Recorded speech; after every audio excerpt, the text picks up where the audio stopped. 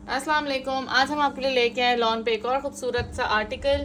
ये इसकी शर्ट है, प्रिंटेड इसकी ये शर्ट दी हुई है, खूबसूरत सा इसके ऊपर ये प्रिंट हुआ हुआ है, बहुत ही प्रीमियम क्वालिटी पे ये ड्रेस बना हुआ है। ये कंप्लीट इसकी शर्ट आ गई है। ये इसका नेक का बंच आ गया है एम्ब्रॉयडर्ड विद सीक्वेंस के साथ। ये खूबसूरत सा इसका ये नेक का बंच दिया हुआ है। ये इसका फ्रंट दामन का बंच आ गया है एम्ब्रॉयडर्ड विद सीक्वेंस के साथ। ये इसका फ्रंट दामन का बंच है।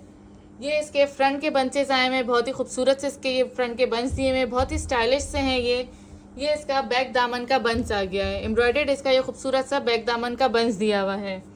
ये इसकी स्लीव्स के कफ आ गए हैं। बहुत ही प्रीमियम क्वालिटी पे ये ड्रेस बना हुआ है, बहुत ही खूबसूरत सा ये आर्टिकल है। ये इसका प्रिंटेड शेफून का दुपट्टा आ गया है, खूबसूरत सा इसके ये प्रिंट है।